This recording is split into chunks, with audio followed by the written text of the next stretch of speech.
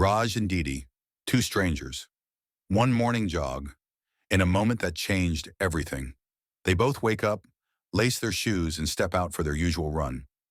Raj, distracted and looking backward, bumps right into Didi.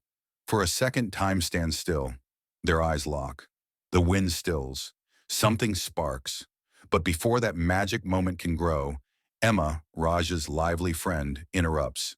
They fumble awkwardly, blocking each other's path, until Emma steps in and says, "One of you move already. The spell is broken. For now." Later that day, Didi tells her friend Angie about the man she met on the beach. "Was he cute?" Angie teases. Didi smiles. "Yeah, he was." Meanwhile, Raj and Emma return from their run. Emma's exhausted. "We ran an extra mile just so you could find that girl again." Raj smiles and replies, "I'm going to marry her. It's love at first sight." Emma bursts out laughing.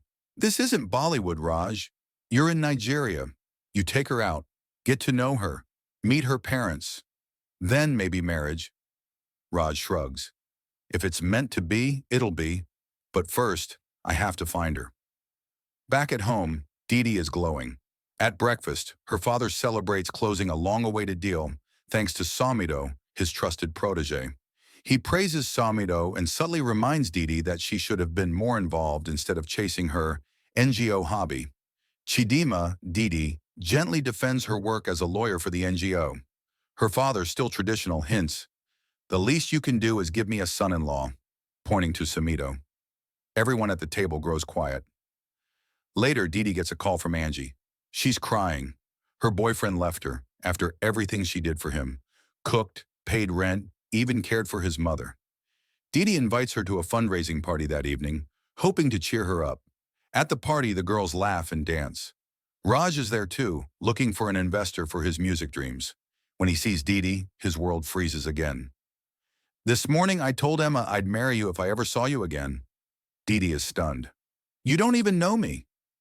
But fate steps in. Layla, Raj's cousin, introduces them. Didi is her colleague, Raj's family. The two begin to date. Cue the music, cue the dance, just like in an Indian movie. Then Raj surprises her. "I want to meet your parents." Didi hesitates. "It's been only 3 months." "My dad wants me to marry someone else," she confesses to Angie. "If he finds out it's Raj, an Indian, he'll never accept him." Just then, Primo storms in, snapping fingers. "Where's your Indian boyfriend your father doesn't know about?" A confrontation brews. Samido steps in, cooling the tension. Afterward, Angie warns Didi, "If you love Raj, tell your parents before Primo does." Didi gathers courage and tells her mother that she's met someone. Her mother is thrilled, until she sees Raj. Her father, even worse. He lashes out, "You can do better. There are good Nigerian men. I won't leave my legacy to an Indian." Raj is humiliated. He walks out. Back home, Raj vents to Emma. "You should have worn traditional clothes, brought palm wine, cola nut, even a goat," Emma jokes.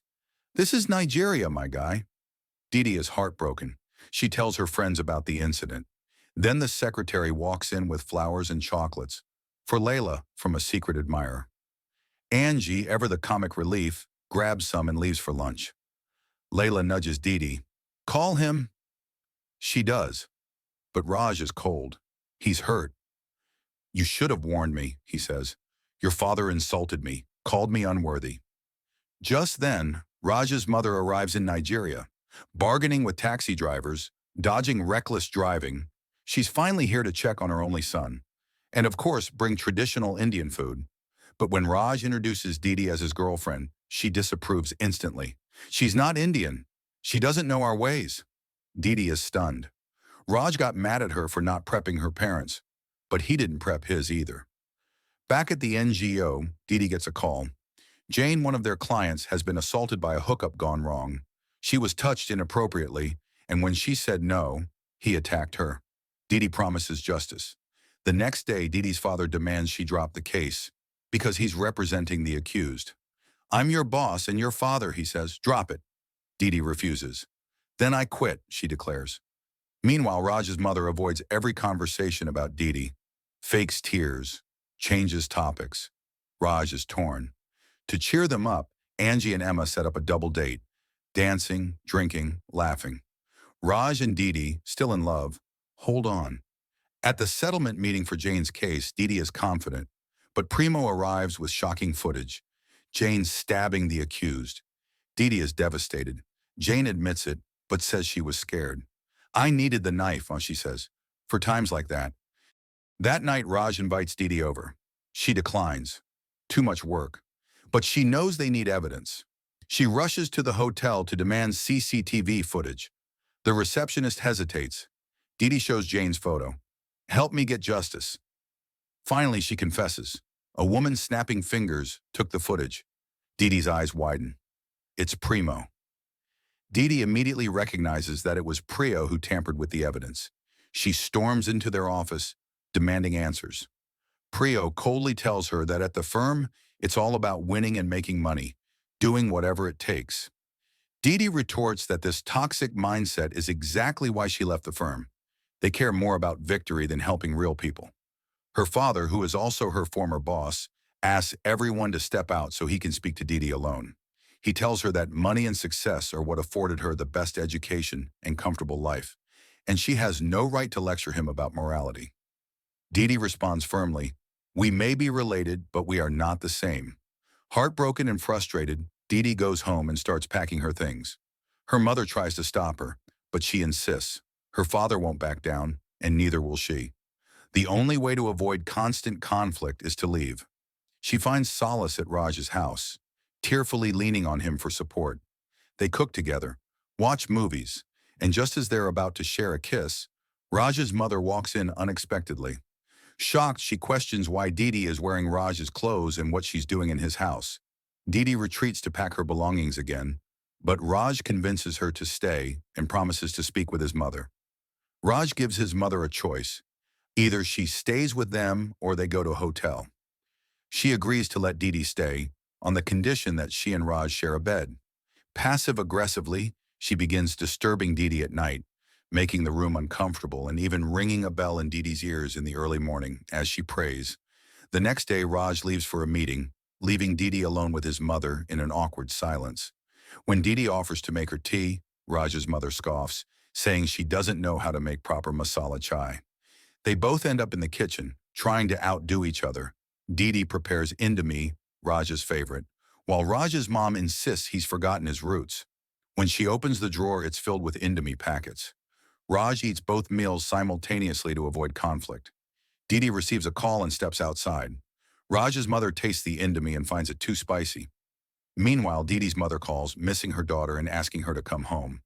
Didi refuses. She won't return until she's gotten justice for Jane. Didi's mother, in search of her daughter, goes to Angie's place and finds her half-dressed with a man.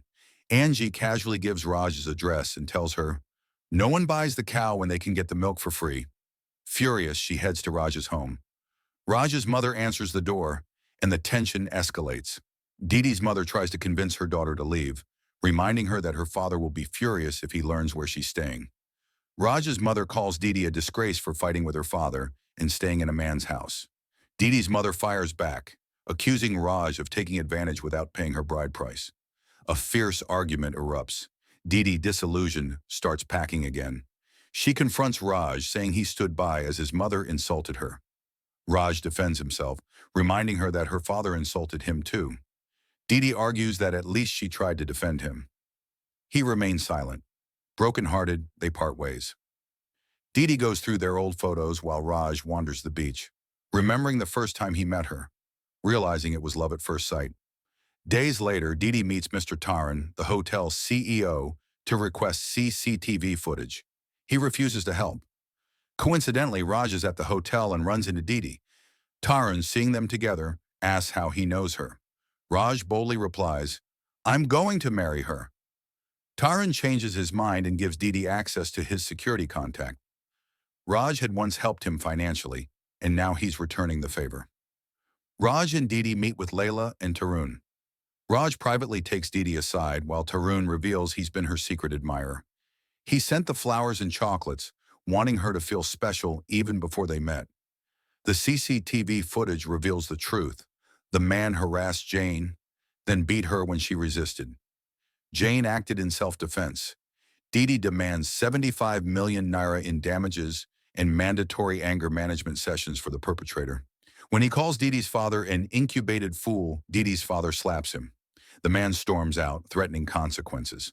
Back at the firm, Didi's father fires Prio for obstruction of justice, declaring that their firm stands for integrity, not blind ambition.